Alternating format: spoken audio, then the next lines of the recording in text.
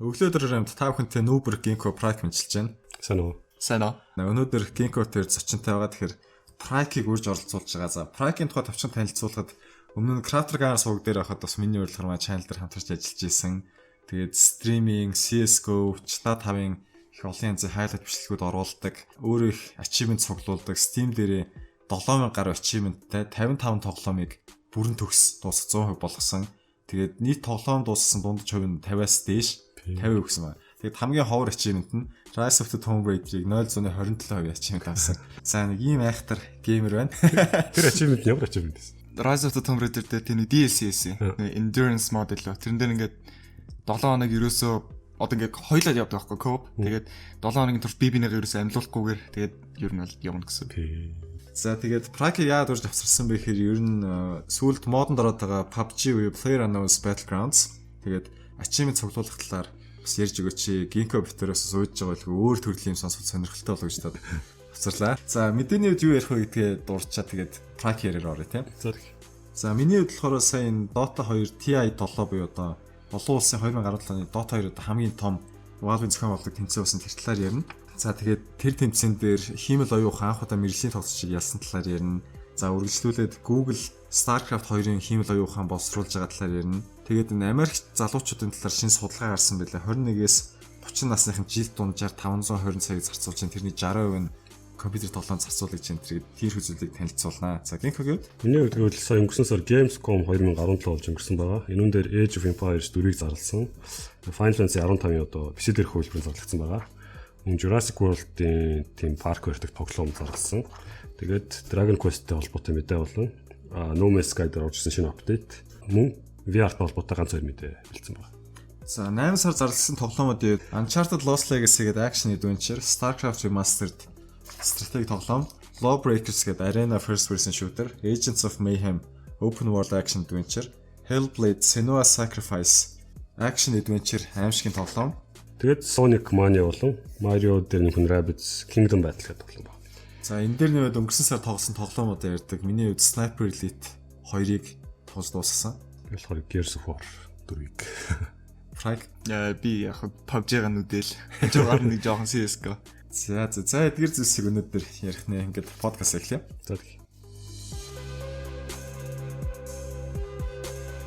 За Prake тэгэхээр сая зуны хямдралаар Battlegrounds судалдаж авсаар одоо PUBG-гийн түүхэн эхэлсэн байгаа тийм. Тэгээд ямар учиртай тоглоомын энэ тоглоомын талаар зарим юмыг дуртахад 2017 оны 8 сар хэд дэлхийд нийтдээ 8 сая хувь борлогдсон байна. Тэгээд идэвхтэй тоглогчдынхоо тоогоор нөгөө Dota 2 CS:GO-ыг давж чадсан байна. Тэгээд Steam-ээр ороод харах юм бол дандаа энэ хоёр тоглоом болчихлоо хамгийн топ 2-т нь явждаг. Нэгтэн дандаа Dota 2 явждаг шүү дээ тийм. Тэгсэн чинь 8 сарын 27-ны өдөр PUBG-г 876 мянга, Dota 2-ыг 838 мянга, CS:GO-г 534 мянган тоглож тоглосон байна гэдэг. Яг дандаа ч гэсэн ганц удаа ингэ давсан гэдэг чинь айгүй том рекорд. Тэгээд иймэрхүү зүйл болсон байна. Бүтээгчийн хувьд PlayerUnknown буюу за тэр залуу өмнө нь Arma 2-ын мод дээр ажилладаг ус. Ер нь Battle Royale, Hunger Games-ийн фэм байлээ. Тэгээд ийм төрлийн тоглолттой модыг бол их сонирхдаг ус. Тэгээд тоглоом их дөр хизээ гарсан. 5 сар. Хавар заа 4 бэлүү 5 сард гараад хиндэ хүмүүс нөгөө нэг ер нь бол анх яг Daisy, H1Z1 шиг тиймэрхүүнийг яг сунжирсан байдалтай хүлээж авч ирсэн. Тэгэл яг хүмүүс нөгөө девелоперууд нь мөнгө авчаал тэгэл алга болсон даа. Тий. Тэгсээр хагаад одоо бараг 8 сар хүртэл тэгээд байнга сар болгон апдейт хийгээл сервер янзлал яваад байна гэдэг чинь бас тууштай байна. Тий. Тэгэл хүмүүс их тоглолдог юм байлээ. Тэгээд чин анх би өөрөө зуны хямдралаар хямдрна гэж одоо төлөө гэдсэн чи ерөөсөө хямдрахгүй. Тэгэл эцэцэн тэгэл за авчиг гээл аваад тоглоо байсан. Тэгээд анх ерөөсөө өөрөө нэг тийм early access нэг кидж дуусаагүй тоглоомыг тоглоод байдгүй ч гэсэн тэгээ нэг гоё болохоор гоё санагдаад тэгэхээр үзсэн чи нэрээ үнэхээр тийм одоо нэг thrilling гэх юм уу догтлуулсан гэж. Тийм. Яг нь ер нь задгаа газар онгосноос бүгдээр өсрөөл 100 гуула хаягдаал тэгэл нэг ганцаараа юмс багаараа одоо эцсийн хүч хүртэл амьд үлдэх хэрэгтэй байна. Тэгээд тодорхой хугацаа өнгөрөх тусам газрын зураг нь улам агшин. Одоо тэр хязгаарлалт цаасаас нь гарахад бүхэн тэгээд зарим хэсэгт нь гинтийн одоо их буйн цохилт өгдөг ч тийм болоод тах шиг байна тийм. Тийм. Тэгээд ерөнхийдөө бараг 16 км² газар тэгээд 100 тоглогч хоорондоо үдэлцээ зөвхөн нэг нь л амьд үлдэхээр. Тэгээд бас ганцаараа явж болно. Эсвэл хоёулаа дөө эсвэл баг болоод squad дөрвөлөө явж болдог. Тэгээ монголчууд бас нэлээд олноороо тоглоод мэлсэн чи ганцаараа их тоглож байна уу монголчуудыг тоглож байна уу? Гэхдээ яг янз янз штэ. Гэхдээ нөгөө заримдаа багаар тоглоход жоохон арай хэцүү байд юм аа тийм. Ингээл би минийгаа ингээл байн харж явна эсвэл багаар явж байгаа л нэг юм ороод бүгдээрээ өгчих ч юм уу. Тэгэл зарим багийн гişүүд бас тийм өөрснөө багийнхныгаа чирэх явдлаас гардаг. Чигтээ voice chat бол дэмжиж байгаа үст тийм.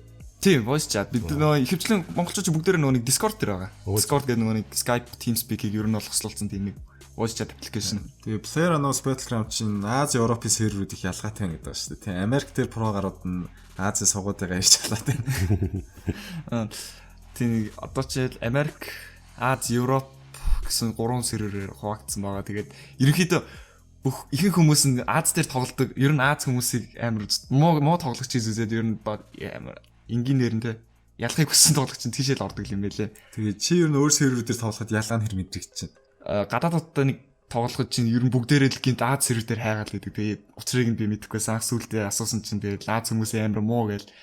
Тэгээд жишээ нь ингээл задгаа талбай дээр явж яхад нөгөө өдрөн буудангууд нь ерөөсөө тийм явж үйл хийхгүй зүгээр л доош хөвтэй л юу хийхгүй сууждаг гэх тэгэл өгөхөө үлээ. Тэгээ зарим нь яг байшин хинийч бүрхээр эзгүй газар байшин дотор нэг жолон дотор шотконтой нугжих үе гардаг юм билээ. Тэгээ чи Battlegrounds ер нь нэг матч баг ялвал нэг 40 орчим минут болдог. Тэгээ 40 минутын дурч чаад бүр янз янз юм болно шүү. Тэгэл инээ нөөл нөр юу. Гэтэ голднууд нэг өгчих юм бол тоглолтоо үргэлжлүүлээд хараад ирэх болох уу?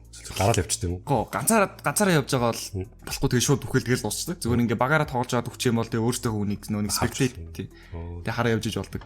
Тэгээ тоглоомоос гарчих юм бол нөгөө нэг ерөөсөө одоо бүр оноог авахгүй тэгээ өөртөөхөө багийнх нь үдчих явж байгаа. Тэгээ хэрэг баг нь ялчих юм бол тэгээд оноогоо бас цуг аваад тахараа явчихна гэсэн. PlayerUnknown's Battleground ч нөгөө 3 дугаар биес харснаар анх явж исэн тий. Өмнөх хөвлөрүүдэнтэй Battle Royale маягийн тоглоом гэсэн тийм үст. Тэгээд одоо зөвхөн нөгөө first person only server гэж гарч байгаа гэсэн. Тэр нь хамаагүй дээр юм байна. Мэргэжлийн байдлаар нөгөө competitive яг тоглож байгаа бол тэр нь зүгээр гэжсэн тий. Тий. Ер нь анх first person тэгээ third person руу шилждэг байхад ер нь хүмүүс зарим нэлээд олон хүмүүс нөө first person тийм мод тусдаа гаргаж ирээч гэж ер нь хүсэл гаргасан байлээ. Тэгээд илүү ер нь бол арай амархан болсон юм шиг санагдчих. Эсвэл нөгөө босод хүмүүс нь эсвэл тийм муу ч юм уу тий. Чи ч угаасаа нөгөө CS:GO-ийн background гэдэг санагдаж байгаа. Бид нар шиг өсөд 3 дугаар биес хараад зүгээр хамны ард нуугдаад мөрөөд аваад харж байл амар ирсэн. Мэдээ хахад бол тэр нэлээ хэцүү болсон байна. Нэг тийм мэдээ харагдчихсан. Тий, олон хэцүүлэх. Тэгээ чи анх нэг third person тоглож байхад ингээл бүгдээр ингээд одоо жишээлбэл хамгийн сүүлийн тойр ингээд нэг задгаа талбай дээр ирээд бүгдээр өвсөн доо ногд гарч ингээл дорхноо олж харна шүү дээ тий. Тэгэх юм бол чи first person тийм байхгүй ингээл мөлхөж явсаар байгаа л зарим зөв мөлхөж яваад би бинийхээ хажуугаар зүвж байгаа. Илүү их зугаатай юм байл. За PUBG дээр нөх юм юу бол PUBG чинь тэр нэг хайруулын тавг мэдэн дээр гарч ирэх юм. Тэрийг нэг жоохон ойлгохгүй. Хайруулын тавг. Тий. Хайруулын тавг зөв PUBG-гийн хамгийн хүчтэй хамгийн алдартай зэсэг боддог шүү дээ. Хүмүүс ер нь stream highlight-ууд үзээд хайруулын тавг шилж байгаа би ганц ч удаа харагч ирсэн. Яг тийм амар сериосны ор хүлээж авахгүй лаахгүй гэхдээ хайрлын тавг бол ер нь олдвол хүмүүс заавал авдаг байхгүй. Тэр нь хайрлын тавг бас юу юм ингээд зүгээр ингээд бидээ авч явах нэг бүксэн дээр нь ингээд нуруунд дээрээ тавьчихдаг байхгүй. Тэнгүүд тийш нь буудангууд хамгаалдаг. Бас барай явж байгаа ч гэсэн ингээд хайрлын тавг руу буудахаар хамгаалчтай юм лээ. Hitbox энэ тийм сайн юм уу? Тэчгүй. Тэгээд босод нөгөө нэг crowbar өөр юу лээ machete тийм босод мэйлэ зэсгүүд байдаг. Гэхдээ тэднийг нэг амар ашиглаад байдаг байхаа. Тэгэхээр гол тактик нь ер нь гарбуу хин чирэггүй SMG шал дэмий. Тэгээ дандаа буул ашиглаад юм л шүү дээ ерөөсөө тий. Тийм зүгээр ер нь бол rifle sniper болцсон үед бол нөгөө бос нь ямар ч хэрэггүй болчихлоо. Гэхдээ яг цагаат тулсан үед бол гарбуу бүр амар хэрэг болтой юм шүү дээ. Ихэнх үед нь байшин таарлаа мата гарбуугаар буудаа шатгаан талцаа зүгээр алцсан юм байл шүү дээ. Ихний минут бол сая стат хав дээр нэг 30-нд хэд хоногийн өмнө тийм нэг апдейт гарсан. Нөгөө нэг smuggling гэвэл тэрэн дээр бас нөгөө яг PUBG шиг game mode нэмэгдсэн байл. Тэрийг нь туурч үзсэн чамч стат угаасаа байгаа шүү дээ. Бага. Гэхдээ би тэрийг арай тоглож амжаагүй л явж байгаа юм. Тэгж байгаа нэг амралтын өдөр нэг Discord дээр хүмүүс цуглуулж байгаа л үзтээ юм уу гээл. Зөндөө монголчууд байгаа шүү дээ. За Prague-ийг түрүү тэгээд бас их олон achievement цуглуулсан гэж ярьжсэн тийм. Гэхдээ яг хүмүүс Steam achievement system-ийг шал хог гэж ярьдаг ч гэсэн олон achievement цуглуулах ямар байд юм бэ? Ер нь achievement цуглуулах хаанаас эхлэв тийм? Хамгийн анх Portal 2 гэх тоглоомоос эхэлж ирсэн юм да. Тэрний тоглоомд ер нь ингээд дуусгачаал тэгэл өөр дотор нь хийх зүйл олдохгүй тэгэл үүдсэн ч юм уу. Тэгэл нэг л achievement-уудыг ингээ харахаар ингээ бүрэн гүц дуусаагүй ерөөсө дутуу юм шиг санагдаа. Тэгэл тэрийн 100% achievement болгосныхаа хойш тэгээд бусад тоглоомуудыг бас тэгж дуусгах гэж оролцоор байгаа. Зүйлдээ хобби болол дууссан. Тэгээд анх ч болохоор зүгээр ер нь бол нэг амархан тэгээд achievement авах амархан тоглоомуудыг үздэг байж байгаа. Зүйлдээ болж игэл олон тоглоом гэл явсан. Тэгээд ойр талт дээр ерөөсө тэр нэг байнга тоглоом болгон дээр ингээд grind хийгээд ах зүгээд зөвхөн таалагдсан тоглоом бол ер нь бол 100% болох юм гэж бодож яваад идэв. Тэгээд одоохондоо нэг 55 тоглоом юм уу? Ихэнх нь дандаа нэг тийм мейнстрим тоглоомууд юм дөө. Metro, Tomb Raider өөр юу яд Hitman те. Гинко чи хэр ачивын цуглуулдаг лээ. Peach снэх явахгүй. Миний тоглоом дууссан хувь нь 25 байсан. Гинко сайбер дараах нь тийм. Гэсэн Hotline Miami-г бүх платформ дээр 100% болгосон гэдэг байгаа шүү дээ тий. Тэр яг нэг жилдээ нэг тоглолцоод байдаг болохоор гарт орчод. Hotline Miami юу юм дээр та дуусгачихсан. PlayStation Vita дээр дуусгачихсан. Тэгээд PC дээр дуусгаа. PS4-тэй бол дээр дуусгачихлаа. PS3 дээр бас нэг жоон тоглолцсон. Тэрийг ихтэй яасан санагдав. Амар байгаа ш. Тэгэл бас тусгацсан байгаа. Яг хаа ачивын цуглуулах яг тэр тоглоомоо бүрэн мэдэх хөшүүрэг болж байгаа шиг мөртлөө шал дими ачивт тоглоо зөндөө байгаа тийм. Тэгээ Steam-ийн library дээр тоглоо дараал за 100 болгочтой юм л ачивтууд нь хаа шал амар grind байхын тийм. Тэгээд болохоор тэр мультиплеер ачив жоох ядаргаат санагдав. Тий ялангуяа нөгөө нэг ерөөсө хинэж тоглодгоо тоглоом болох шүү дээ. Тийм шалцсан. Өгцөн дээр нь тоглоод их юм бол тэгээ найдварг болж байгаа юм чи ерөөсө шинэ найзтай болохоос ярга. Тэгээд Age of Empires 2 энэ чинь зарим баг уус солгоноор 100 удаа ялах ёстой мастай амар утгагүй юм байна. Тэгээд хамгийн муухай юм нөгөө DLC түгжээд байдаг ачив юм даа тийм 100% болохыг зүгээр шууд матч шиг л хаа яаж байгаа. Sniper Elite 2 дээр яг тэгж байгаа юм. Мультиплеерийн нэгэн хүнтэй танилцаад гайгүй дуусгасан. Тэгсэн чи DLC-ийнх нь ачив төлөвлөлтөж байгаа юм чинь. Юу н тоглоом нөгөө 100% дуусгахаар тэр тоглоом ойл нэг тийм. Яг бүр ойлгосон гэсэн санагдаад байна шүү дээ. Hotline Miami анх тоглож явах би бол тэгэл яг тоглоомоо сүүлд нь тоглоход ойлгоогүй байсан баахгүй гэдэг цаад механик гэдэг. Сүүлд ингээл дуусгацсан. Яг сүүлд нь achievement авах гээд ингээ үцхээр тэр 20 комбо дээр хийх өөрөөр бүх юмар алах малах гэл хурдан бүх үе дээр одоо нөгөө хамгийн сайн ранкинг авах өдөр болоход ирэхээр илүү нарийн ойлгож ирчихлээ юм л да. Инкүүл ингэт юм байна. Өмнө нь тэгэл урсгалаараа ингээл жоохон тоглолт дууссан байсан юм байна. Prike одоо чи үл нөгөө Steam level-ийн тухай ярьж шүү дээ тийм. Тэгээ чинь амар олон тоглоом цуглуулсан чинь нөгөө Steam level тэр хүмүүс амар ач холбогдол өгөөд байдаг шүү дээ тийм. Гэхдээ яг тийм амар ач холбогдол байхгүй дээ. Ерөнхийдөө тийм жоохон элитизм гэх юм уу те. Тэг зүгээр нэг аль болох өндөр болох хэлчихээд. Зүгээр давуу тал гэх юм бол нэг онц зүйл байхгүй. Гэхдээ нөгөө нэг booster pack гэх нэг картнууд ундаг да. Зүгээр ингээд лингийн тоглоомоос. Тийм аль нэг тоглооны картууд тэдний унах хувь нь л Steam да. Тэгээд нөгөө нэг профайл дээр нөгөө Steam профайл дээр нэг showcase гэдэг янз янзын өөрийн achievement badge тэг screenshot дээр үзүүлдэг юм байдаг шүү дээ. Тэдрийг илүү их олон юм зэрэг тавих үзүүлэх боломжтой л бол тийм. Project-ээр Монголд нэлээд л дээгүүр орох бах тийм. Чи чинь level хэдтэй лээ. Level 112 таа. Гэтэ яг анх жоохон дээгүүр хацаа байсан юм аа. Тэгээд нэг мэдгэд чинь л хүмүүс бүгдээрээ ингээд level огцсон мөссөн. Одоо миний дээр чинь 3 хүн байгаа. Нэг нь 160 та, нэг нь 141, нэг нь 120 та тийм. Тэгэл доошоо дандаа 90 80 гэдэг. Гэтэ level нэмдэг хүмүүс амар олон болцсон мэт л Монгол. Тэгэхээр ч бас нэлээд олон хүн ориг тоглоом тоглох тэгээд тэрийг цуглуулж явах дуртай болж байгаа гэсэн үг шүү дээ. Тийм. Гэхдээ тоглоом байхгүйсэн чинь зөвхөн картын аваад нийлүүлчих болдог гэдэг тийм. Ялангуяа нөгөө хямдрлын үеэр амар хязгааргүй картууд нэг тэрийг үл хүмүүс их левел нь байдаг шиг аваад. За тэгээд яаж олон тоглоом цуглуулад байгааг нууцсан та юу байгаа лээ. Олон тоглоом. Яг хөө тэгээд ихэнх нь дандаа bundle site үл энэ humble bundle, indie bundle тэгээд энэ тентгийн giveaway. Тэгэл анх чинь доллараар нэг тоглоомод авч байгаа сүүлд нь рублээр хямдхан байна гэдгийг нь олж мэдээл. Тэгэл рублээр авдаг болсон. Рублээр ер нь бол яг тоглоомод нь бүгдээрээ адилхан биш бүр янз янз л идэм байлаа үнэн. Нөгөө нэг том тоглоом чинь $60 байхдаа рублээр бол зарим нь тийм 2000 рубль, зарим 1000 рубль гэл өөр өөр. Төгрөгөөр доллараар авахд хэд болж байгаа тоглоом төгрөгөөр рублээр авахд хэд болж байгаа гэсэн үг. За жишээлбэл Battlegrounds шүү дээ. Battlegrounds чинь $30-тайсэн тэр нь баг нэг 70-80 мянга төгрөгөө. Тэгээд тэр нь рублээр болохоор нэг 900 орчим рубль, баг 40 мянга төгрөг. Тэгээд бусад тоглоомд бас нэг тиймэрхүү хямдхан. Рубль болцоох тараг өдөр болгон хямдрал гэсэн үг юм биш үү? Тэгэл нөгөө нэг Steam-ийн өвөл зоны хямдрал гэхэр чинь бүр гоё л авчиж. Тэгээ рубль болоход яг анханасаа одоо region Ors гэж өгөх үү эсвэл зөвхөн VPN л ашиглаж байгаа юм. Ер нь аль айланд болно. Анх дөнгөж аккаунт нийцсэн бол тэр нөгөө одоо том дэлгүүрүүд дээр нөгөө нэгжний машин гэдэг байдаг шүү дээ. Тинчи очоод аккаунтаа мөнгө анх удаага мөнгө хийх юм бол шууд рубль болчдөг юм лээ.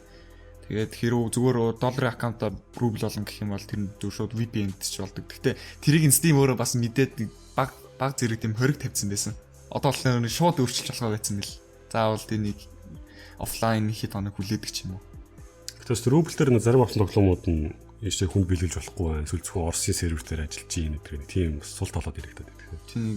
Ер нь бол рублээр авсан бүх тоглоомууд хоорондоо гівтэлж болохгүй. Region lockтай. Тэгээд гэхдээ тэрийг нь хүмүүс аргыг нь олоод тэгэл VPN аваад идэв билээ. Тэгээд өөр чин тийм нэг зарим Sniper Elite 3 өөр Payday 2 гэлөө нэг гихмэсний тиймэрхүү тоглоомууд нь рублээр тэгээд авсан ч гэсэн нөгөө гифтэлсэн ч гэсэн тэгээд бас өөртөө авсан ч гэсэн хамаагүй тэгээд тоглож болдгүй юм билээ. Тэгээд Ubisoft-ын тоглоомод тэгээд рублээр авахлаар бүгдээрээ дандаа орс хэл дээр ирнэ. Рубл болохын хамгийн том дутагдaltaй нь region level шиг санагдаад тийм. Тэгээд шал Монгол дандаа байна гэж бодохгүй шүү дээ тийм. Америк, Канада, Австрали ч өөр газар очиор тэгэл тоглох боломжгүй. Гэл тэгэхээр амар хэцүүтэй санагдаад. Тэр их зөвхөн мультиплеер нь эсвэл заавал Орсын тэр VPN байж иж одоо ажиллана гэсэн үг. Одоо рублээр зүүр шууд болоо л ядсан шүү дээ. Хамаагүй. Би заавал VPN шаардлага байхгүй. Мультиплеер тоглоомууд нь зөв серверээр харах гэсэн үг шүү дээ. Үгүй. Зүгээр library чинь шууд орчих юм бол тэгэл зүгээр ажиллана гэсэн шүү дээ. Бас нэг юм асуулт байна л да. За чи одоо ингээ region locked тоглоом авлаа тийм. Зөвхөн Орс дээр ажиллаж байгаа. Тэгээд Америкт очиод ч юм уу тийм. Ахаа тэр тоглоом авах юм бол эсвэл зүгээр key авлаа гэж бодоход тэр нь region lock нь гарах уу? Эсвэл тусдаа ахиж авах хэрэгтэй гэсэн үг үү? Steam дээр нэг тоглоом хоёр авч болтгүй. Болохгүй хаа. Region lock-тай гацуул тийм үүрд баяртай гэсэн үг тэр тоглоом. Гэтэ юу яа тийм нөө Steam Support-д бичээд ер нь тоглоом устгуулж болд юм бэл. Гэтэ мөнгө олохыг хөлөхгүй л тийм.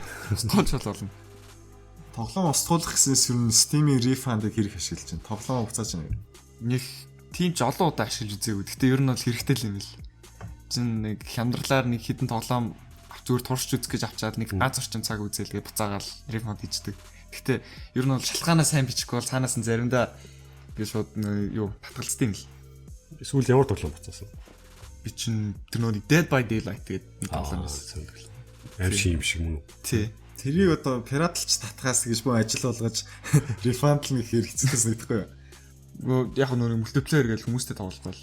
Тэр нэг манай найзууд нэг амар тоглолт гэдэг. Тэгээд нэг цог үзэж байгаа таалагдахгүй болохоор refund хийсэн. Яг өрөөлгөө нэмээ яхад юу юм бэлээ? Blizzard-ийн Battle.net ингээд Монголоос орохоо шууд автоматар Орос, Европ гэж таниад. Тэгээд автоматар рубль болчиход идэм билээ. Тэр бол нэг VPN дээр ашиглах шаардлага байхгүй. Америктай чүүл үнэд харагдаад. Жишээ нь одоо нөгөө Destiny 2 гарах гэж байгаа шүү дээ. Тэрэн дээр нь. Destiny 2 ч одоо $60 авлаа гэхэд барыг л Монголд 160 мараар бас зарагддаг ч тийм video тийм тоглоом ч. Тэгээд Battle.net дээр нэг 2000 рублээр нэг барыг 80000 орчим л авах уу да. 2 дахин баг хямдхан болчихлоо гадаг шиг л дээ. Тэгээд зөрөөд нэг Origin гэдэг EA-ийн балаан байгаа шүү дээ. Тэр чинь дандаа юугаар еврогоор ороод ирт юм Монгол хэлээ гэсэн. Тэрийг одоо бас Uplay бас тэгдэм бил. Еврогоор. Тийм. Евро ч доллараас үнэтэй болоод.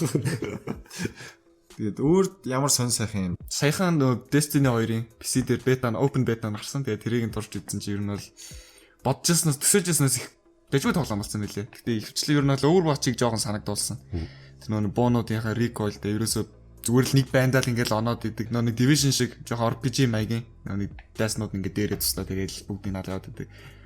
Тэгээд өмнө чинь Destiny 1 чинь зөвхөн мультиплеер байсан гэсэн. Тэрнээсээ тоглож үзээгүй юм аа. Тэгээд Destiny 2 дээр нь бас single player нэгдсэн гэсэн байсан үү те. Тийм, трейлер юм нь бол зохиоллоо илүү голчиж үзүүлэх шиг байсан. E3 дээр үзүүлж байгаа юм энэ яг л тийм байсан шүү дээ. Амар cutscene явж байгаа л тэгэл байлдаж эхэлсэн. Тийм, тэгэл ер нь дундуур нь ингээл тийм нэг гол character-ууд нь орж ирэл өөрсдийнх нь чандаг юмаа хийгээл алуу болчихсон лээ. Тэгээд ганцаараа зүгээр single player тоглож ингээ утсан чи ингээд нэг өрөөл орсон чи нэг 2 3 хүн бас байлдаж зогсож байгаа юм би гайхаад мультиплеер юу илээ гэж. Тэгэл өгсөн чи амлууч мавлуулал бөөнөрөө нэг хаалга хамгааллаа да. Тэгэл нэг үе нэг даалгавар биелүүлсэн чи тэгэл нөгөөд нь алга болцсон. Тэгээ мэдэхгүй яасан. Тэгээ өөрөө цаасан шүү дээ. Цаашаа тэгээ ганцаар яваад тэгэл юу болчихоо гэж гайхаад. Ерөнхийдөө бол дажиг болсон. Ерөнхийдөө бол тийм дажиг болсон байлээ. Тэгээд хүмүүс нэг ревю харахад бол консол дээрээс PC дээр тоглосон бүр илүү амар амархан болгоцсон гэдэг жилээ. Тэр ингээд ер нь бол өндөр frame rateтэй байхад бол тэгээд амар байлтгаад амархан. Зарим хүмүүс чинь зүгээр шууд ингээд маус хит хөдөлгөөл дорхно headshot хийгээл алаад идэв юм уу. Тэгээс Destiny нөө PC дээр гарч байгаа болохоор нэлээ өмнөхөд бол явах байх гэж бодод шүү дээ. Тоглох хүмүүс ч их байх гэж бодлоо. Би бас сонирхол нэг авчмаар санагдаалаа тэгээд тийм юм болох. Юу нь яах юм боллоо гэж. Манайхан бас хэрэг тоглох нөө гэдэг байна. Overwatch нэлээ тоглолт юм билээ болчиход. Тэрнтэй цан Battle.net дээр бол сонирхол хүмүүс авч магадгүй байх гэж бодод шүү дээ. За мэдээд орцгоох уу. За тийм.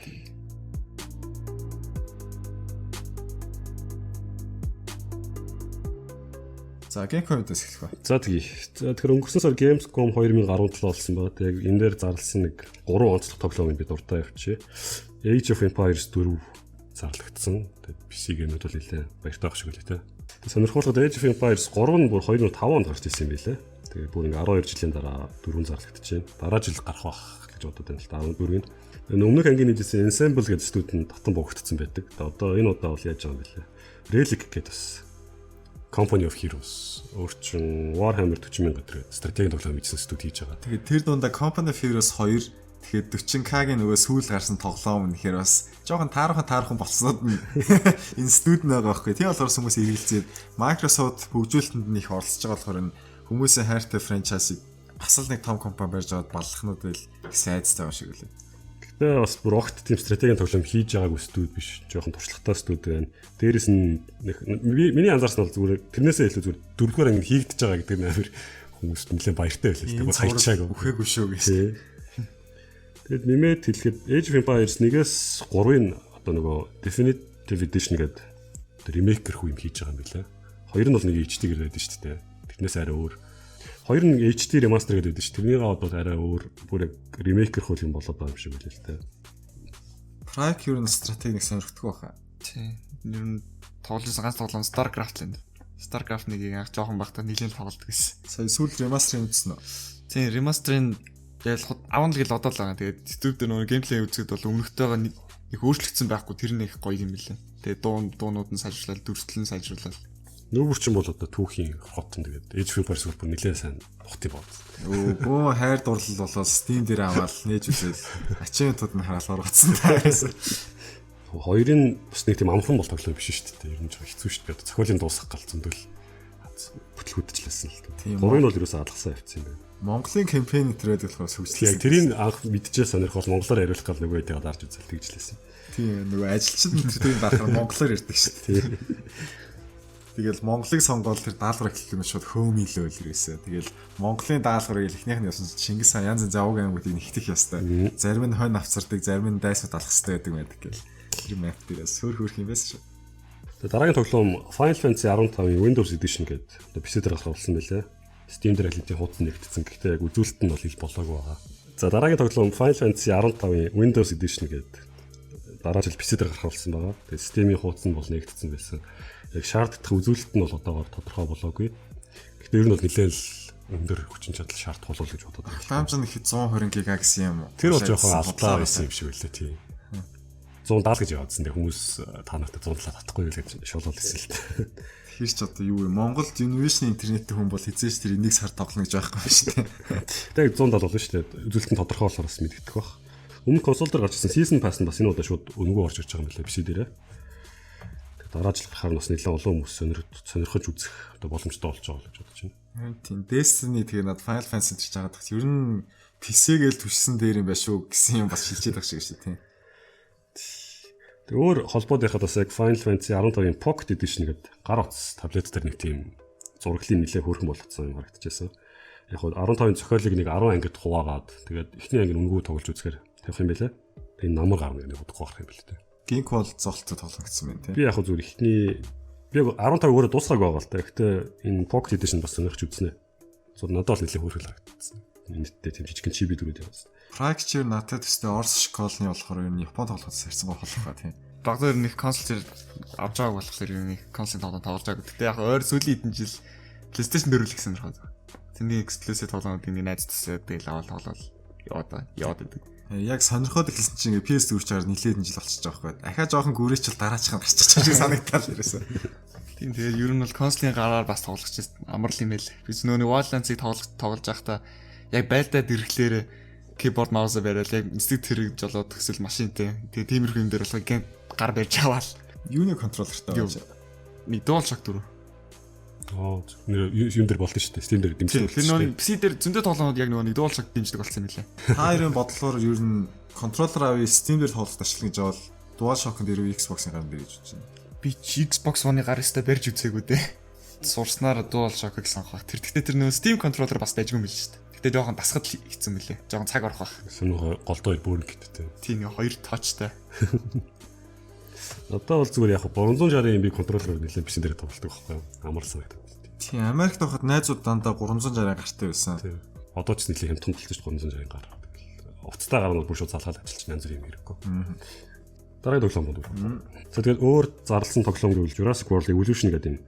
Одоо парк өртөг динозаврын тийм тоглоом зарласан байгаа. Нэлээд тажгүй харагдчихсэн хуучны кино гэж санагдуулаад. Би юм тоглож үзье гэж боддгоос ч гэсэн энийг хараад бол гэмт амар сонирхол хөдлөө явцсан. Тийм амар дээр үед л бас нэг юм динозаврын парк хийдэг тоглоом байдаг гэсэн юм аа. Их л дээр үед байсан яг. Тэгээд яагаад санаж байгаа хэрэг багтаа нөгөө динозаврын өлөг гүрлийн улаан фэмс тэгэл динозаврт холбоотой бүх номыг цуглуулна, кино байвал бүгдийг үзнэ. Нөгөө BBC-ийн банд камер тэр мэж бол фэм байсан. Бүр 3D шилтэй ном амарт надад байсан. Тэгээд энийг одоо трейлерыг одоо үзсэн чинь бас ямар гоё юм бэ гэл. Динозавр биш тэгэж боддог. Тэгээд паркд би ингэж хийж болох юм гэж боддог бас. Гоё санагдаад байгаа ч. Тэр нь бол одоо нөгөө өөрийнхөө тэр киногоо бас хийх бүрэн боломжтой болж байгаа байхгүй тий. Өөрийнхөө паркаа ороод тэгээд тийм SimCity ерхөө бол нөгөө бас динозаврууд гарчгүй дэлэг тийм crisis болно л доо. Кинон дээр паркууд дандаа фейлдээд тий. Яг өмнө нүбэр ярьж байгаа тоглоом бол айгүй бол Jurassic Park Operation Genesis гэдэг бүр 13 гэнэ. 2003 онд гарч ирсэн тийм тоглоом байт юм байлээ. Тийм би жоохон байсан хэрэг тийм л. Яг хийж байгаа студ нь өмнө бас Planet Coaster гэдэг иймэрхүү парк барьдаг симулятор тоглоом хийжсэн туршлагатай студ. Тэгэхээр бас гайгүй юм хийж байгаа болов гэж найдаж байна. Энэ үлэг гөрөлтөд Tycoon тоглоом өрд гараагүй энэ олон хүний бас сэтгэлийн утас их өнцсөн баг.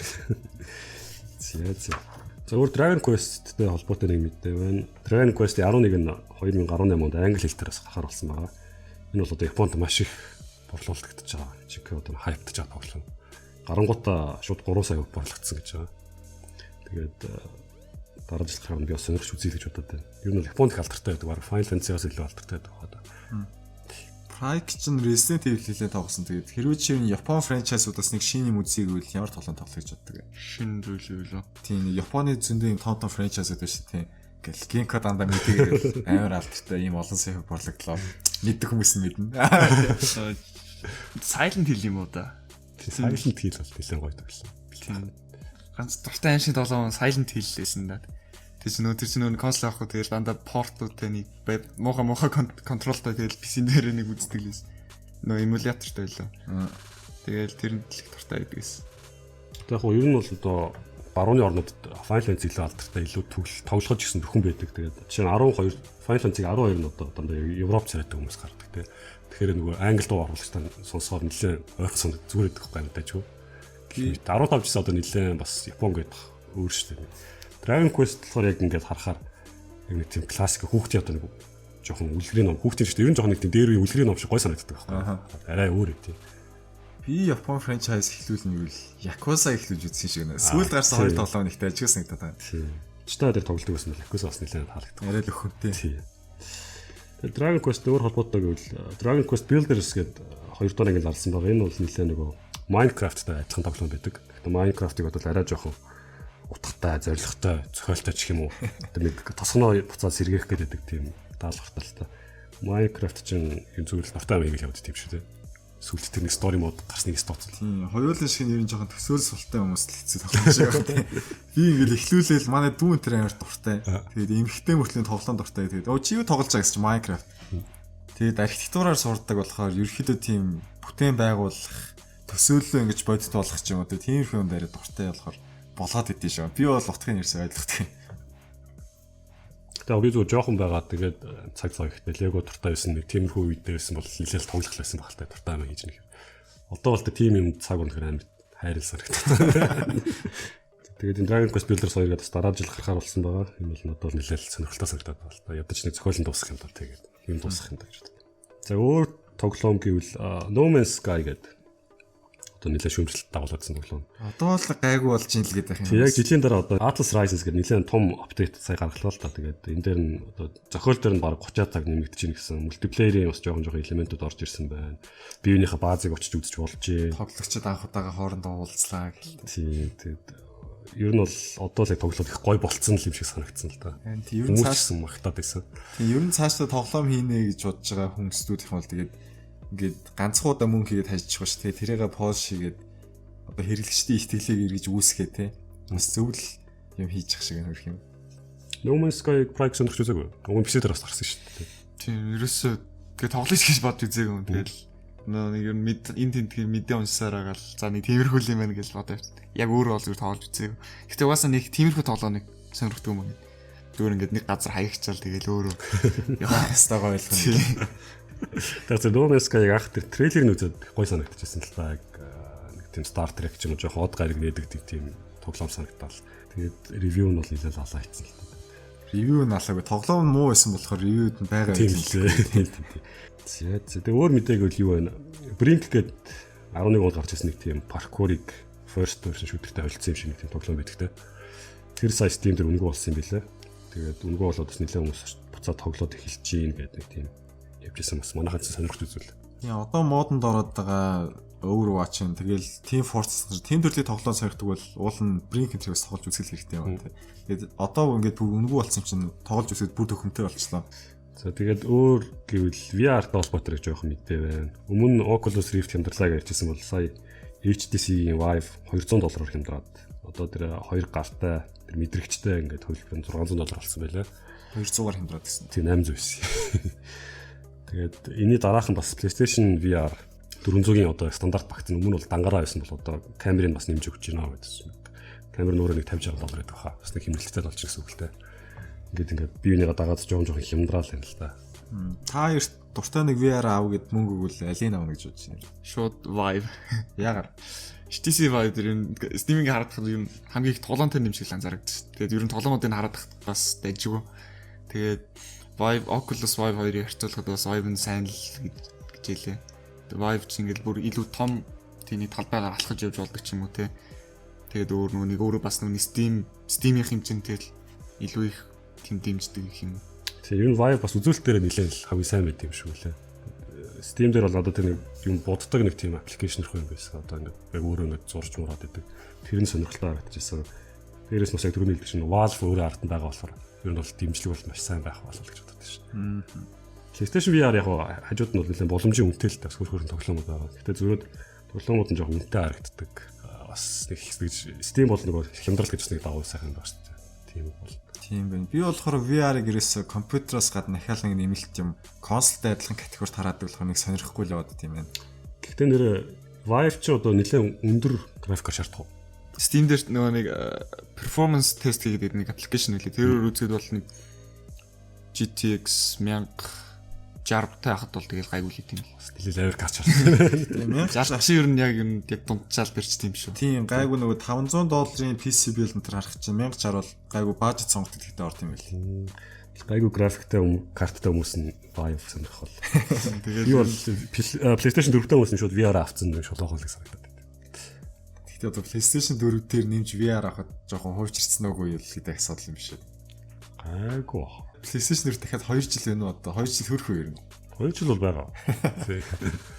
За үний дээр орё та тэгвэл.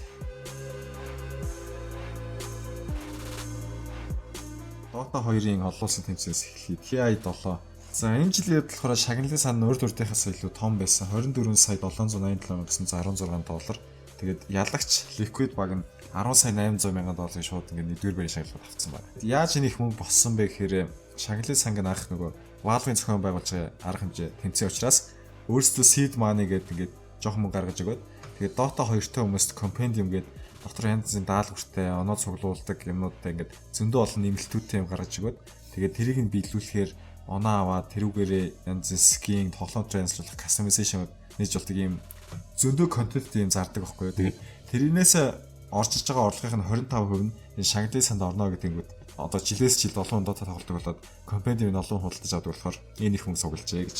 Ялагч Liquid-д бол анхандаа Умард Америкийн баг байсан. Ер нь Америкчууд байсан чи одоо энэ жилийнх нь ростер хэм бол Герман, Ливан, Болгар, Йордан, Финланд тоглогчтой. Америк байхгүй мó. Байхгүй Европын баг гэж явж байгаа. Ийм баг байна. Финалийн тоглолт дээр Liquid нь Newbie гээд хятадын багийг 3-0-оор ялсан гэдэг чинь амжилтыг тогтоосон байлээ. Өмнө нь болохоор финалийн тоглолтын дээр ямар ч баг өөр багийг цэвэр ялж байгаагүй юм байлээ. Одоо best of 5 гэдэг 5 тоглолтоос төрүүлж 3 ялсан автогс. Тэгээ Valve дээр анхны тохиол болсон гэсэн. Тэгээ Dota-гийн багуудыг ярихад нэг ядаргаатай юм тэнцэн болгоны дараа бүрэлдэхүүн өөрчлөгч хийдэг. За тэгээ ерөнхийдөө тэнцэнийд ярихад Dota 2 одоогийн байдлаар 112 баатартай байна. Тэгээд тэрнээс 106 буюу нийт баатаруудын 94% нь энэ тэнцэнд сонгогдож ашиглагджээ гэдэг нь их сайн үзүүлэлт байна. Тэгэхээр баг энд байгаа баатар болгоно хэрэггүй юм шүү дээ. Тухайн нэг нөхцөлд ашиглаж болоход ашигтай байх үйл байна. Тэгэхээр бүгдээр ашиглаж чинсэн сайн зүйлтийг бол үзүүлж байгаа юм байна. Dota дээр бас янз олон патч нэмэлт яваад гарч ирж байгаа. Энэ жил зарлагдсан юм юу вэ гэхээр Dueling Fates гэж шинэ апдейт гарч ирнэ. Тэгээд 2 шинэ баатар орж ирнэ. За хүүхлийн киногоор ярих юм бол нэг нь гуталт муу шиг, нөгөөх нь Питер Пэний нөгөө тослох Tinker Bell шиг нэг шийдтэн 2 баатар орж ирэх шиг лээ. Тэг нөгөө Dota 2 дээр ч нэг артефакт гэх тоглоом зарлааг байл. Хүзрийн тоглоом оруулж ирлээ гэж. Сүртэй зарласан чинь тэгэл хүзрийн тоглоом биш таарсан. Тийм нэг интернэшнл Dota-ын тэмцээний үеэр нэг Dota Evolve шинэ тоглоом зарлаа гэл нэг амар сүртэй юм болоод тэгэл артефакт гэл бүгдээр орилол юм болсон чи доор нэг жижигнэр Dota card game гэсэн чи хүмүүсийн реакшн бүр амар гинт өөрчлөгдөөл сонирн болсон.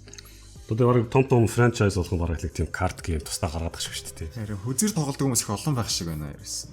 Hands of Fate энэ төрлөө сүүлдээ халдвартай л үзчих тийм. Нэг Gwent Witcher байгаа. Тэр нь хүмүүс их дуртай байлж. Тэр угаасаа тоглоом дотор байсан болохоор бас цаалагцсан хүмүүс нь тоглоод. Нэг учиргүй харийн юм авчирчааг байх л та. Бас нөгөө Elder Scrolls-ийн нэг байдаг үстэй. Resident Evil 7-гийн DLC дээр байдаг нэг хүзэр тоглоом. Тэр уг нь дайжгүй шүү дээ.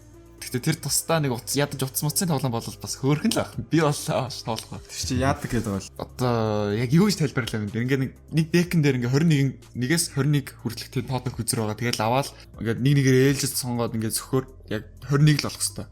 Тэр их байн бага уйл гэж шууд хаж байгаа. Зүгээр 21 татах юм ба тийм. Би яадаг вэ? Харин би тгий санаад байгаа. Тэгээд ялагдах юм бол ингээ нэг хурууга нэгээр нь тастаж тэгэл сүүлдээ 5 хурууга тастуулах юм бол ил дуусчдаг. Чам таалагдав гэж байна. Ингээд тоглолт ингээд амар зэрлэг ба. Dota 2 гэдэг үйлчлүүлсэн Half-Life 3 гарахгүй байгаслаад Dota 2 тэр Steam review-д нь хүмүүс сөргийг үлдээгээд байна. Тийм харсан.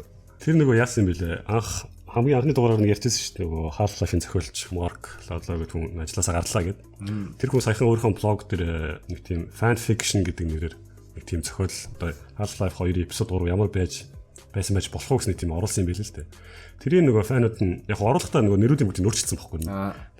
Фанууд нугасаа шууд нугасаа ойлгомжтой л бүгдийг ингэж буцааж орчуулаад яг Half-Life 3-ын цойлыг гаргаад ирж байгаа байхгүй юу?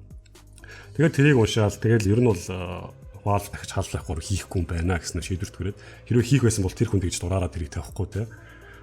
Тийм яахгүй ер нь бол хэрвээ тэр хүн ажилласаа баг гарахгүйсэн ч магадлал өндөр байгаа шүү дээ тийм үстэй.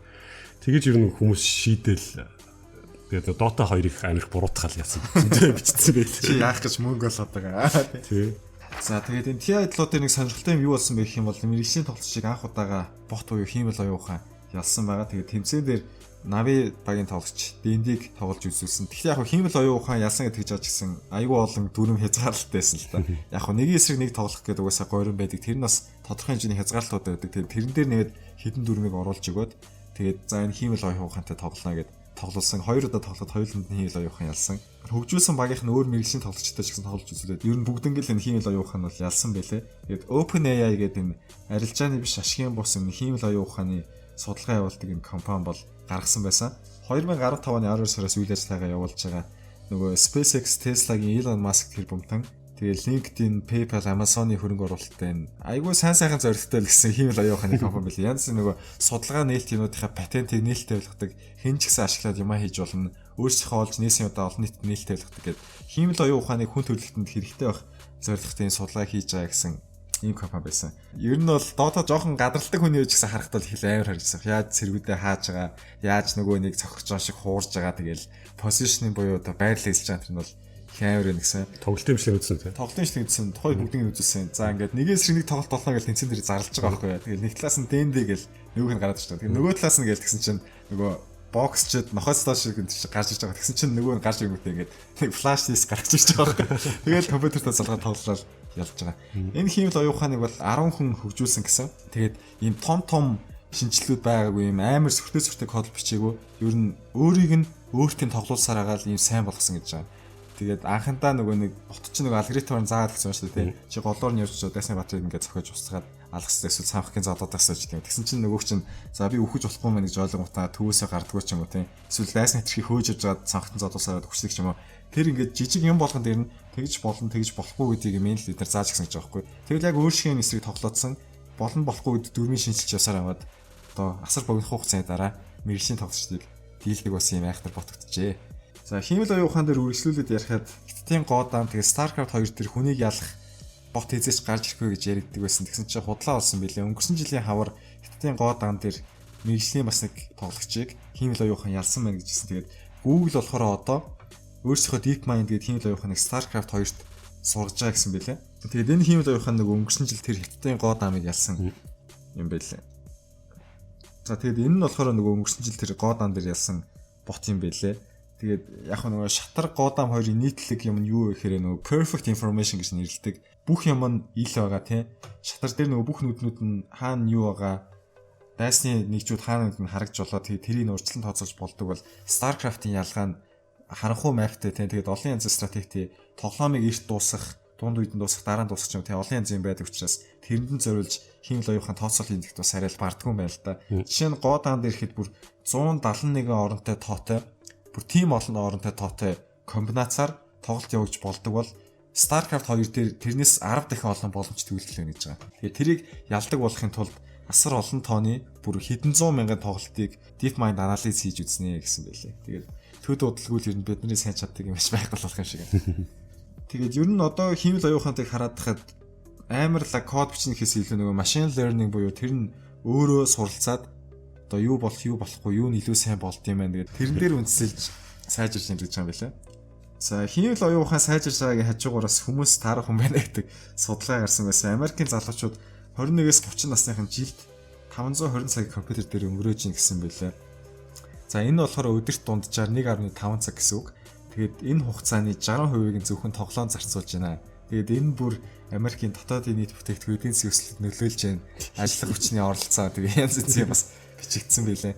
Тэгээ бас өөрөөсөө бодоод үзэхээр 7 хоногт хэдэн цагийг Steam дээр зүгээр логдин болсон цагаар харахгүй тий. Өнгөрсөн 2 логт хэдэн цаг байсан байна. Тэгэл Dota тоглодог бол Dota-га, CS:GO тоглодог бол 1000 цаг давцсан бол тэгэл бас нэг юм бодогдсон шүү дээ. Энэ олон цаг би юу хийе гэж боддог. За мэдэн дээр ийм байна. Боллоо. Tracker-ийн хиймэл оюуханы талаар ямар бодолтой вэ? Чиний ер нь тоглосон хамгийн амар ботууд ер нь юун дээр байсан бэ? Skynet. Толгойн нэг орж ирдэггүй.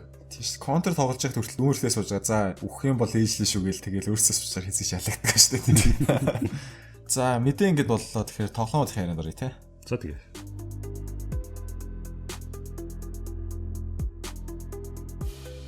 За 8 сард нийлдээсэн тоглоомуудыг дахиад сануулъя. Uncharted Lost Legacy, StarCraft Remastered, Lawbreakers, Agents of Mayhem, Hellblade: Senua's Sacrifice. Тэгээ Sonic Mania болон Mario Rabbids Kingdom Battle гэдэг.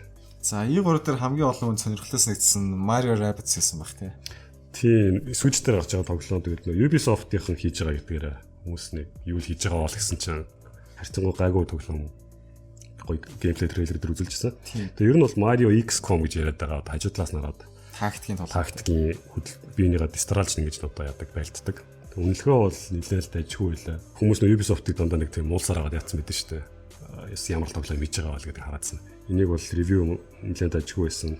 Нэг зөвхөн Switch дээр гарч байгаад бас жоохон тийм санагдах юм. Яг нь Nintendo-д хамтарч байгаа юм шиг тийм. Тэгээд зохиолын үед яаж байгаа юм? Mario-гийнхэн Rabbids хийгсдэг юм эсвэл Rabbids орж ирээд Mario-г ирсэн хийгсдэг гэдэг юм. Зохиолын хувьд бол нөгөө Rabbids гэдэг сонирхолтой нь Mario-гийн ертөнцид ирээд тэгээд ирж байхдаа бас нэг зарим Rabbids нь ингээд юм жоохон муу болж хувирч байгаал тэгээл нэг хоорондоо байлдаалаа юм шиг л тийм. Тэгээд зүгээр нөбөр XCOM гэдэг тоглох дуртай юм чинь энийг бас нэлээд сонирхох болов уу гэж бодсон. Тий дааж та Switch хийж авахгүй болохоор тэгээд тоглохгүй гэсэн үг л. Тэгээд энэ бол геймплей нэлээд ажиг харагдаж байгаа шүү дээ. Тий E3 дээр харахад л хөөрх харагдаад шүү. Тэрнээс хойш их чанаагүй л дээ. XCOM-ыг нөгөө хийсэн үнчс өөрөө бас нэлээд яатсан байсан. Ам сайтай байсан. Дажгүй мэж байгаа юм байлээ гэдэг. Ер нь Switch дээр бол заавал авч үз. Тоглоом энийг болж байгаа шиг байна. Switch дээр ер нь дандаа хөөрхөн тоглоомд гарч ирнэ. Тий одоо энэ Mario саяхан бас нэг Switch дээр баахан тоглоомод зарлагдсан гэдэг жилээ. Дунд нь нэг Super Meat Boy лөө. Тэрний бас нэг ташин тоглоом байх шиг байсан. Ер нь тэгэл тиймэрхүү нэг PC-н дээр өдөр нэг жижиг сажиг тоглоом дээ шүү дээ. Янз янз. Тэд нар Switch дээр бүгдээрээ баг орж иж байгаа юм лөө. Тий нөгөө юу ч орж ирж байгаа шүү дээ. Stardew Valley ч орж ирж байгаа шүү дээ. Тэр одоо бүр ингээд дуртай газар ингээд тоглоно хэрэг гой сарагдах байна. Тэр аюултай тоглоом билээ. Өөрийгөө татчихгүй лээ. Тэгээд нэлээд бас авах ёстой тоглоомууд энийг гарч байгаа шиг байна гэж үзэж байна. Тэгээд хүмүүс Ubisoft-ыг нэлээд эргэлзэжсэн бол энэ удаа ам сайтай сайн хийсэн байна. Дахиад ингээд Nintendo-тай хамтраад шугой хийгээсэй гэдэг нэлээд дэжгүй. Зааш баш. За дараагийн тоглоом нь Sonic Mania гэдэг тоглоом байгаа. Одоо хуучны Sonic 1 2 3-тай адилхан графиктай. Тийм трейлерыг үзсэн чи гайхсан шүү дээ. Яг багтаа үзчихсэн тэр юм хажуудлаас хараад Google өөрсдөө цэм баг байх юм шиг. Тий энэ тэгээд $20 зөвхөн дижиталаар гарч байгаа нэлээд боломжтой үнэтэй. Хуучны Sonic-ийг ер нь тоглож байсан бол заавал тоглож үзэх хэрэгтэй л гэж байна. Одоо ревюуд нэлээд яриад байгаа. Тэгээд яг сүүлийн үед нь жоохон хэцүү. Угаасаа энэ Sonic team л гэдэг boss battle-д маш сонирхолтой байна гэж хэлсэн. Тэгээд сонирхолтой нь энэ нөгөө Sonic-ийг хийдэг Team Sonic гэдэг байхгүй юу? Тэдний ерөөсөө хийгээгүй. Нэг фан нь анх Sonic-ийн одоо тэр physics-ийг дуурайж туршиж үзчихсэн байлээ л дээ. Ингээд хийгээл адилхан болох нь үгүй юу. Тэгж жагаад өөр хүмүүстэй нийлээд Sega дээр очиод ингээд бид нар Sonic Mania-с тоглоом хийе гэж Sega-гийн зөвшөөрөөд тэгээд ингэж хийсэн. Одоо фанууд зөрөөс л тоглоом болж таарад ах шиг байна. Үнэхээр бол маш сайн. Хуучин тоглолт байсан бол заавал сонирхоод үзээрэй л гэж. PC дээр гарч байгаа. PC дээр гарсан. PC дээр саяхан гараад нөгөө бас заавал онлайн DRM гэсэн тэрийг хүмүүс шүмжилж байгаа боловч шиг боллоо. Зөв шүү дээ. Тэгэхгүй бол энэ тоглоом онлайнтай заавал холбоотой юу гай. Тий, уг нь их онлайн шаардлага болтой. За дараагийн тоглоом Uncharted The Lost Legacy. Өмнө нь бол Uncharted 4-ийн нэмэлт тулгын гэж явж байгаа. Тэгээд би даасан тоглоом болохоор болсон. Яг уу их тоглоомтойны хайхтар холбоотой биш. Ганцхан бараг 5 дүрл орж ийн гэж ирж ирсэн. Тэр эмхтэй дүрүүд нь геймхөө сайн мэдэх ба тий. Нөгөө Chloe гээд Uncharted 2 дээр гарч ирсэн эмхтэй дүр тэгээд Nadine гээд энэ Uncharted 4 дээр гардаг нэг хоёр эмхтэй дүр нийлээд энэтхэгтэл нэг тийм эрдэнэсийн ирэлт явдсан байлээ. Хөгжүүлэгчдийн хувьд American Naughty Dog угаасаа Uncharted хийсэн студ өөрсдөө хийж байгаа. Тэгээд Last of Us, Crash Bandicoot, Jak гэж сурлуудаар мэдэх баг. Last of Us 2-ыг хүртэл хийж байгаа. Тэгээд яг үндсэн тоглоомоос ялгаатай нь юу вэ гэхээр буудалцаа нь тулаан харьцангуй бага. Тэр талбайгаар аялж явах янз бүрийн пазл асуудлууд шийдэх юм арай их болсон байна. Баланс нь жоохон өөр болсон байна гэж хэлээ. Тэгээд би даасан тоглоом гэдэг утгаараа арай тусдаа зохиолтоноос хүмүүс таалагдж байгаа гэсэн. Тэгээд график геймплей юмны хувьд бол яриад шүүмжлэх юм бол огт байхгүй. Угаасаа сайн болсон гэж хэлээ. Яг жоохон юм нээж явах одоо exploration ихтэй гэж яриад байсан. Одоо орчин тэ байгаль нь нэлээд гайхалтай гоё харагдаж байна. Надад бол яг хуучин Uncharted 2-ыг л нэлээд санагдуулаад байгаа л та гоё. Тэгээ үнэн ч нэлээд боломжийн $40 гарсан шүү дээ. Зохиол нь бол 6 цаг нэмэх хасагтай байна гэхээр чи энэ хангалттай л юм шиг санагдав. За дараагийн тоглоомын үед StarCraft Brood War гэдэг expansion-тайгаа хамт remastered болж гарсан. Blizzard өөрсдөө энийг 12 сарын хугацаанд хийсэн гэж лээ. Мэргэжлийн тоглогчид Flash, Bisu, Jaidon гэдэг хүмүүс playtest-д оролцсон. Өөрсдөө хоорондоо тоглож байгаа бичлэгийн тэмцэлд орсон байлаа. Тэгээд өмнө солонгосч угаасаа нөгөө StarCraft Korea гэж нэрлэдэг. Солонгос нөгөө нээлтийнхээс өмнө 2-7 хоногийн нөгөө PC бангууд нь хүмүүст хүрээд эхэлсэн байсан. Тэгээд нээлтийн арга хэмжээ солонгостой болсон. Хэдэн мянган хүн оролцсон. Онлайнаар бүр 500 мянган хүн үзсэн. Ингээд амар гарч илээ. 13 хэл дээр локализац хийж гарсан. Тэгээ ер нь хуучин та нэлээх comparable байна гэж ярьжлаа. Жишээ нь 4K одоо дэмжих боломжтой болсон байсан ч гэсэн нөгөө нэг хуучин график options руугаа шууд switch-ийг дараад хуучин шиг харагдаг болж болно тэгээд гэсэн юмсан. Би бас сая авсан л да remastered нэлээд боломжтой байсан. Тэгээд яг нөгөө графикын сольжуулт юм билээ хуучных шиг. Тэгээд ажиглаж бид нэр хоёрыг ерөөсө дуусгаагүй байгаа эхлүүлчихэд. Тэгээд нэгийгээ дахиж дуусгачих хоёрыг ерөөсө дуусгаж таарах юм шиг байна. Би бас тийч нэг юм тоглохгүй хөө мультиплеер дээр тоглохгүй. Зохиолын дуусгал залуу. Тэгэхээр чи өөрөө тэгэл хүмүүсийн стер тоолно камер айгаад байна. Багаан солонгосчууд байгаа ч тийм. Тэгээ янз янзын нөгөө нэг бүр custom map-ууд энэ одоо шинэ хөлбөртэй comparable гэхээр айгүй гоё байгаа байхгүй. Тэгээ community-гаас салгаагүй. Та тоглож байсан одоо энэ рүүгээ ороод ирж болно. Хэцүү санагдаад байгаа хуучин графикаар харчих тий. Яг зүүнний хошигнууд гэсэн юм юу л хэлээ. StarCraft 2 солонгосных явахгүй болохоор нэгийг ингэж хийж байгаа. Нэгт нь бас амар дуртай. Тэгээд ганц шүүмжилж байгаа юм хуучин тоглоомтойгоо хитрхи адилхан геймплейтэй болсон гэж лээ. Тэр нь сайн тал юм биш үү? Өөрчлөө хажуул эн чинь ингээл биш байна гэж хүмүүс муулна шүү дээ. Тэгэхгүй над мэд хүмүүс жоох хэцүүлж саад тэгээд одоо сурхаас тал гэж бодож байна. Би чинь нэг remaster-ийн нэг зарлахаас өмнө байлээ би нэг хальт YouTube дээр StarCraft-ийн бичлэг харчаал тэгээд торрентос татаа нэг за нэг ганц цаг суугаад үзчихсэн чинь нөгөө нэг гин тоочоочны юм бодогдоод баг хагас өдөр явсан нөгөө. Гэхдээ яг зүгээр хуучин одоо нөгөө Mia графиктай гэж ярих юм уу? Ингийн StarCraft бол өнгө болсон байгаа шүү дээ. Тэр хин ч аваад тоглож болно. За дараагийн мэдээ Lawbreakers Overwatch-тай их харьцуулагдж загнуулаад байгаа. 8 сард гарч байгаа болохоор 100 хүмүүс байхгүй байхад гарлаа гэд бас санхүүгийн үзүүлэлтүүд нь таарах юм байна гэсэн. Намар өвөл болчихоор ч нэг том тоглоомод талхарлын байр Christmas-аараа таарлаа гарч чинь. Тэгэхээр болохоор завсар дээр л гарч гэж бодсон шүү дээ. За хөгжүүлэгчдийн үед Boss Key Productions гэдэг Америкийн студ Gears of War хийсэн Cliff Bleszinski-гийн толгойлж явдаг студ байгаа. Тэгээд Unreal Tournament-д нь Cliff Bleszinski чи өөрөө бас том үүрэг тавьчихсан юм бэл. Тийм болохоор бас Lawbreakers гэдэг энэ arena shooter тоглоом их тийч бас харийн юм биш байгаа байхгүй юу? Уул нь бол өөрийнхөө хийж лсэн юм төстэй юм хийж байгаа юм билээ. Тэгээд Overwatch мэдээж яг харьцуулаад байгаа юм болохоор class based их хурдтай objective-тэй юм shooter тоглоом. Тэгээд ялгарч байгаа юм юу вэ гэхээр maneuver хийх боломжууд нисэн тэгээд ийш тийшээ хурдан татаж дамжин тэгээд татах хүч үйлчлэгээс ихтэн нисэж байгаа хоорондоо байлгана гэдэг тиймэрхүү юмд бол гол онцлог. Яг нь тоглоомын дизайн, дуу, геймплей тийм юм бол polish сайтай, сайн чирийн тоглолт уулын мэдгэж байна. дааж хитрхи танил тоглоом байна. Өөр ачаас одоо хүмүүс хөрг залхаж чахад гарлаа. Дөрүүд нь хоорондоо ялгараад байх юм байхгүй уйтгартай байна гэсэн юм зүйл. Яг хуу ерөөхдөө дажгууд дундаж тоглоом жоохон буруу цагтаа гарчлаа гэж л. Тэгээ тоглож үзсэн хүмүүс нь бол бүр тийм амар муу тоглоом биш вэ? Тоглоод үзвэл бас гоё зугаатай байна л гэж яриад байлаа л дээ. Тийм тэгэл хэлж байгаа нь баг болчиход байгаа тийм. Тэгэл зэмнээс цаашаа нэг эсрэгтэй хэлэхгүй л. За дараагийн тоглоом Agents of Mayhem гэдэг Saints Row Red Faction цувралыг хийжсэн Evolution гэдэг Америк студид хийж байгаа тоглоом байгаа. Харах юм бол график юм баг Saints Row-т их төстэй гэсэн нэг тийм хүүхэлдэйн маягийн жоохон stylized тийм open world тоглоом байгаа.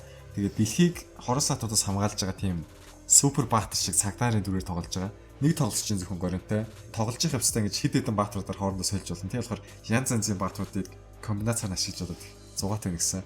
Тэгээ Saints Row хийсэн гэхээр хошин шогийн мэдрэмжүүд нь ямар байх вэ бол тодорхой жоохон хэтрүүлэг ихтэй. Заримдаа таалагддаг, заримдаа cringe санагддаг тийм юм байна гэсэн.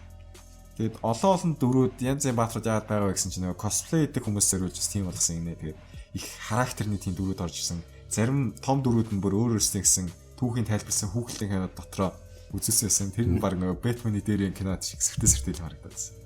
Үйл явдал нь болохоор ирээдүйд өрнөж байгаа. Ирээдүйн сөүлд өрнөж байгаа. Тийм болохоор их өнгөлөг тоо. Гэхдээ open world тоглоомын гол асуудлуудын нэг л болохоор хитрхи хоос ертөнц онц сони болоод байдгүй зүгээр л машин зүгээр л хүмүүс тиймэрхүү нэг жилээ. Тэгээ мультиплеер байхгүй болохоор жоох уйтгартай ганцаараа байгаа бас уйтчдаг нэ. Чи Saints Row хэр тоглож байсан? Үгүй ээ тоглож. Тэг чи нэг банк дээрэндээ лөө. Ог нэг хиндэ нэг дажгүй явж байсан юм ба тэгэл сүүл рүү цааш ихний нэг цагаас хойшоо жоохон нэг онцгой санагдаад гэлээсэн шүү дээ. Тэгэл ер нь бол YouTube тэ Facebook гэл угчаад хүмүүс баахан биш тэгэл хараад нэг бас тийм тоглоом. Би нөгөө нэг Америкийн ерхийлэгчтэй чинь 4 нэл үү юу л. Тийм. Тэрийг хальт эхлүүлсэн чааг инээлттэй. Би Saints Row 3-ыг начаантуудаас жоохон цуглуулж үзье гэж боддог. Надад бас хөөрхөс нэг амар өөрдө топ бүр амар хэтрүүлэг ихтэй. Ихээ зугаатай байд. Agents of Mayhem заавал мультиплеер байхгүй гэхээр яаж л achievement-ууд нэрээ амархан болчих гэсэн. За 8 сард гарсан тоглоомудаас надад хамгийн их таалагдсан юм тоглож үзэх үйл миний шууд сонгох тоглоом нь Hellblade: Senua's Sacrifice байна. Аим шиг тоглоом ядж хахад. Тэгээд сэтгэл зүйн аим шиг гэдэг шүү дээ. Тийм, Английн Ninja Theory гэдэг студиэс энэ болохоор нөгөө Enslaved Odyssey to the West гэдэг Ukuni зохиолоор хийсэн ирээдүйн post apocalyptic зүйл явдал нөрж байгаа нэг тийм тоглоом байгаа. Тэгээд Disney Infinity, Devil May Cry, Heavenly Sword гэдэг нь бүр 7 оны PS3 тоглоомд хийсэн студи бол хийж байгаа юм билээ. Тэгээд сая Genko-гийн хэлснээр аим шиг тоглоом. Үйл явдал нь бол хайртай хүнээ алдаад тэгээд тэр хүнээ аврахын тулд тамийн ор руу явж байгаа нэг Kelt эмэгтэйгийн талаар гарч байгаа. Ер нь зохиол ер нь гарч байгаа юмнууд нь л нөгөө Norse mythology, хойд Европын янзын түүх үлгэр дагуудаас сэдвүүлж хийж байгаа юм билээ. Тэгээд их том давуу талуудын нэг нь юу юм бэ гэхээр энэ дууныхын дизайн их гоё юм гэсэн. Одоо 3D саундтай. YouTube дээр янз имжлэгээд чинь нэг үс засч байгаа шиг гэл энэ тэнд нүсэн машин гараг бат хоёр өөрчлөлт ялгсан сонсогдоод. Тэгэд энэ эмхтэнд сэтгэхийн үед асуудалтай өвчтэй байхгүй юу. Тийм болохоор янз янзын хоолны толгойц нь орж ирэл янз янзын юм яриад айлгаал, туслаал, төөрүүлэл, бодлуулаад хэрэгзүүлэл тийм үед орж ирсэн. Тэгээд энэ тэндээс нь болохоор бүр яг л галзуу юм шиг санагдна гэж яриад байгаа. Тэр манаас нэг тоглоод дуусгацсан найз заавал тоглохоор бол чихвч зүүж байгаа тоглохоор л гэдэг лээ. Харин тийм. Тэгээд графикууд их гоё, саунд дизайн бол бүр тасархай, зохиол нь сонирхолтой. Norse mythology чинь яг God of War, Thor мэддэг хүмүүс л танил.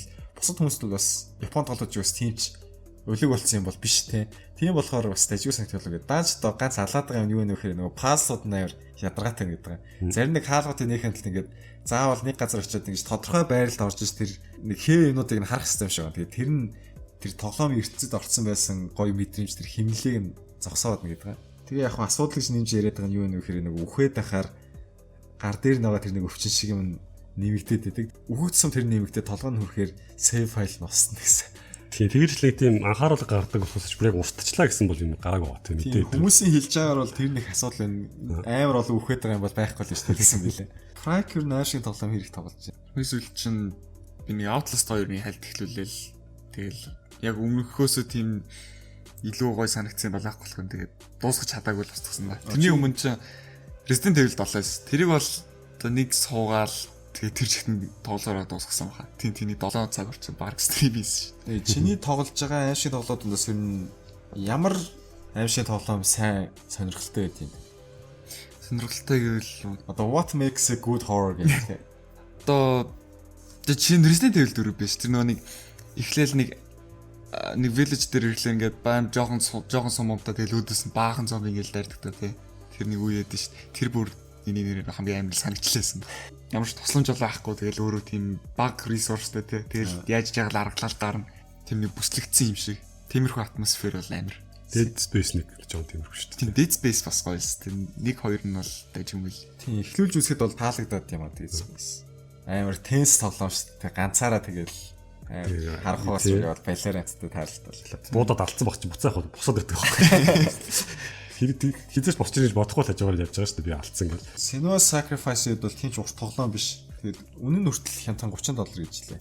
Одоо чи нийтлэг тоглоом $60-70 гэдэг болсон шүү дээ. Тий энэ нөгөө студид нь өөрсдөө энийг Independent AAA гэж одоо нөгөө англиад байгаа байхгүй юу. Тэг яг хөө AAA одоо 3 чанартай тоглоом шиг мөртлөө тусдаа яж байгаа. Дээрэс нь зохиол нь ингээд яг 8 цагтай жоон туршлагаар ингээд тэг мультиплеер гэдэг нэг байхгүй.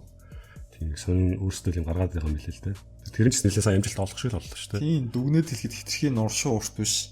Чамбай зохиолтой тэгээ нүд чих баясгсан үзэмжтэй, их гоё саундтай. Аянч тэр хоолны дуур болоод нь ч их дайжгүй. Тэгээд эмгэлтэй харамстай ч гэсэн их сонирхолтой зохиолтой. Хөрхөөл тоглоом гэж лээ.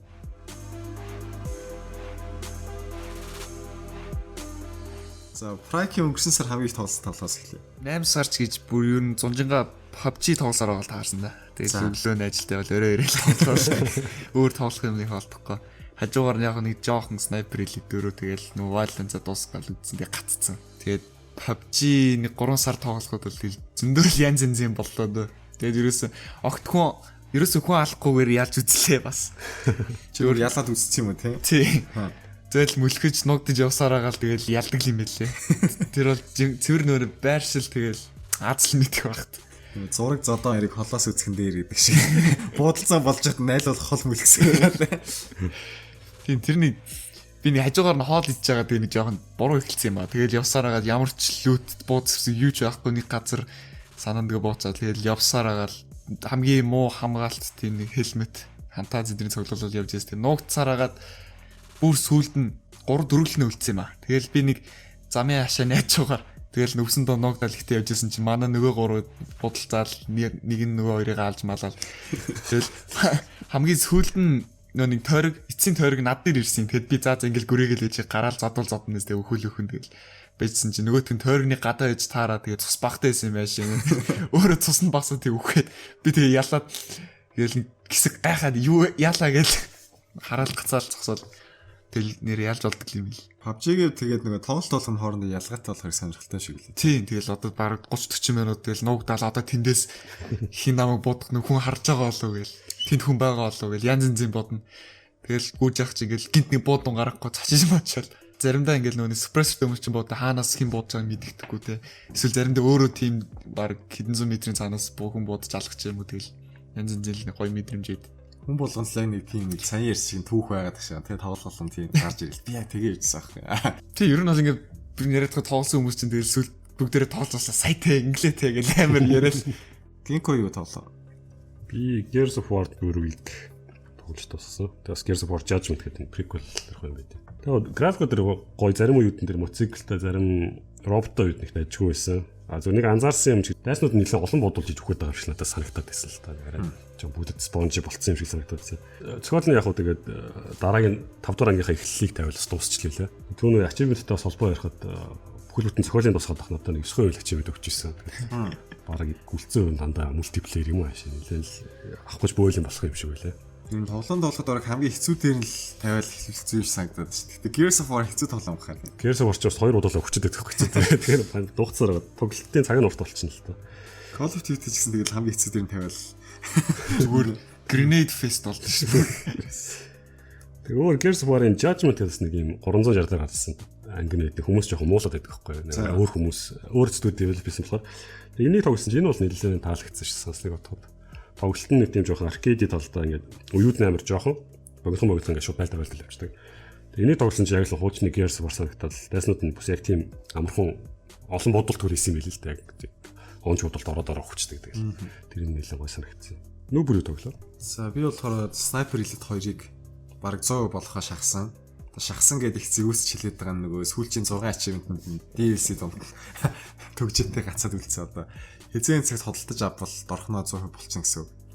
Тэгээд ер нь бол дэлхийн 2 дугаар дайны дөрнж байгаа снайпертэй тоглоом гэдэг нь манайхаа сайн мэдэх баг. 2 дугаар үеийн Берлинд үйл явдлууд нүрнэж байгаа. Орсуудыг, Германуудыг бүгдийг налаа явж байгаа. Зохиолыг би ер нь нэг тоогоогүй. Зохиолын ерөөсө тоогоогүй тоглолцсон юм байна.